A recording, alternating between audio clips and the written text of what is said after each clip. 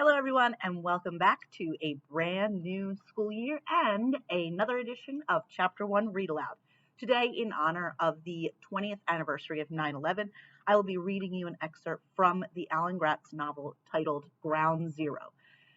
The interesting thing about Alan Gratz novels, which I love, Refugee being my favorite, is that he tells the story from these historical times from different viewpoints of children during these times. So this one happening on September 11th, 2001, but also September 11th, 2019. September 11th, 2001, New York City. Brandon is visiting his dad at work on the 107th floor of the World Trade Center. Out of nowhere, an airplane slams into the tower, creating a fiery nightmare of terror and confusion, and Brandon is in the middle of it all. Can he survive and escape? September 11th, 2019, Afghanistan. Rashmina has grown up in the shadow of war, but she dreams of peace and progress. When a battle erupts in her village, Rashmina stumbles upon a wounded American soldier named Taz.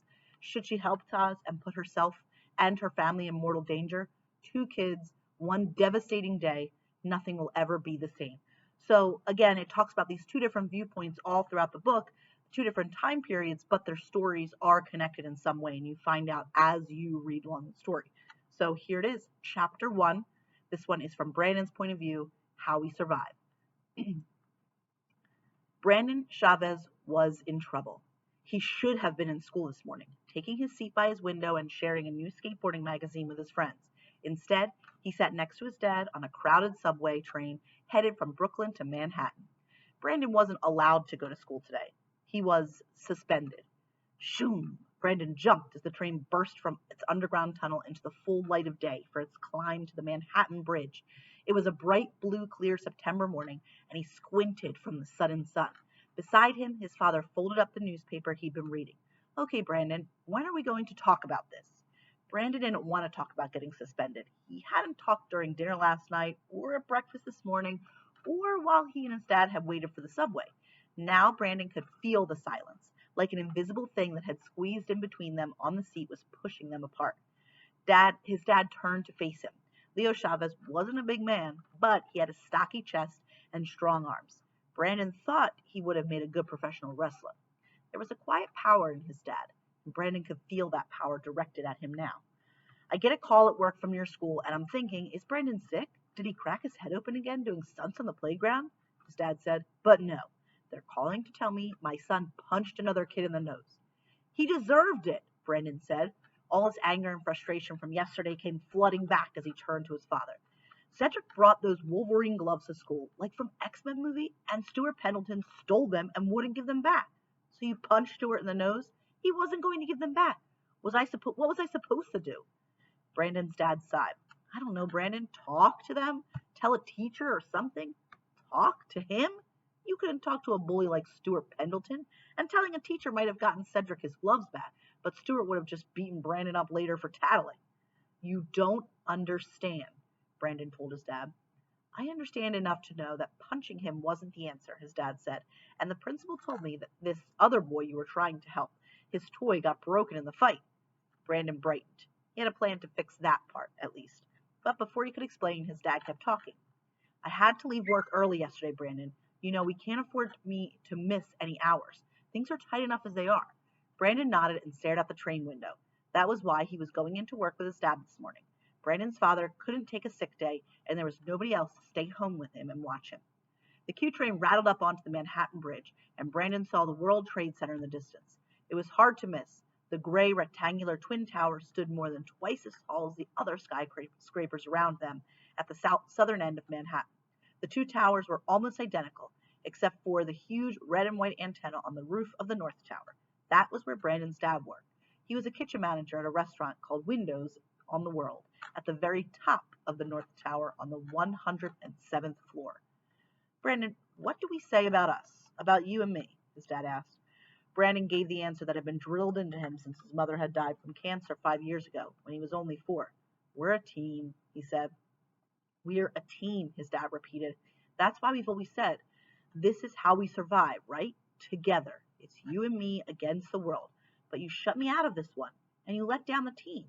The disappointment in his father's voice was like a punch in the gut, and Brandon felt tears come to his eyes. It hurt way worse than if his dad had been mad at him. The train went underground again, and the bright blue sky disappeared.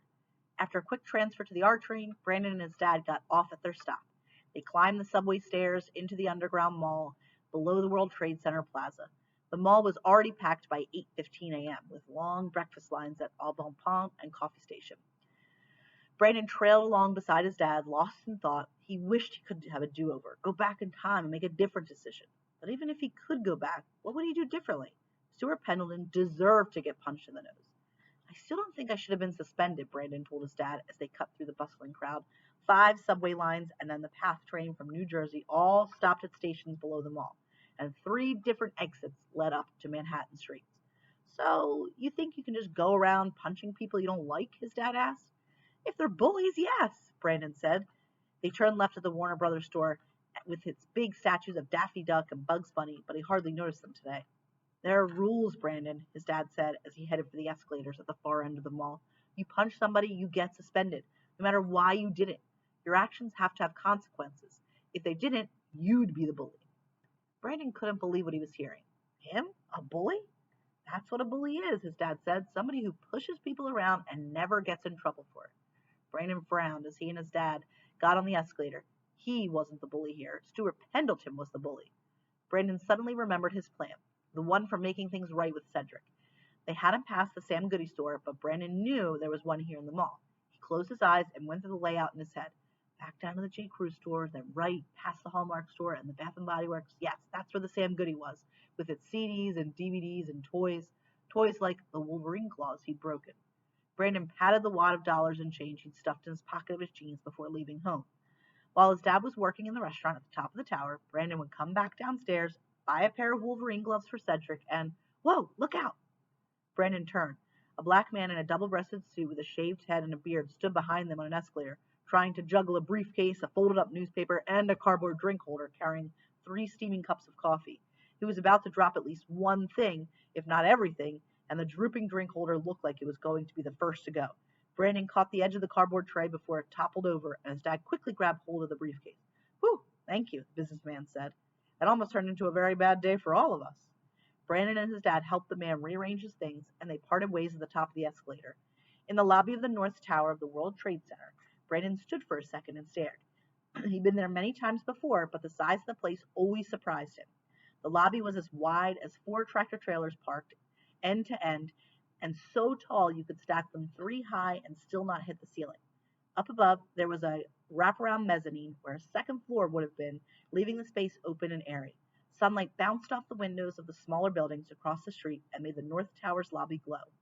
Brandon's dad led him toward the reception desk, passing men and women of all colors and sizes wearing suits and dresses and delivery uniforms and casual clothes.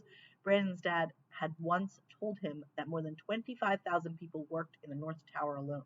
Most of those people weren't here yet, but the lobby was still crowded. A security guard took Brandon's picture for his temporary ID badge, and Brandon waited for the machine to spit it out.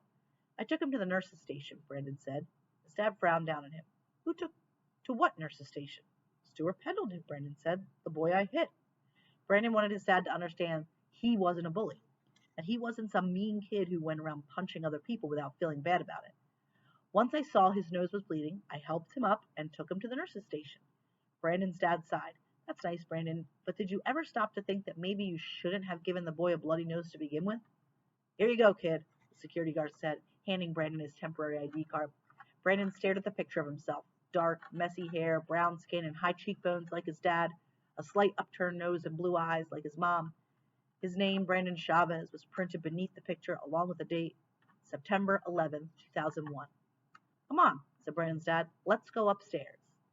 So that is Chapter 1 of Ground Zero by Alan Gratz. I hope you enjoyed Chapter 1. I hope that you come check it out from the library, and I'll see you next time on Chapter 1 Read-Aloud.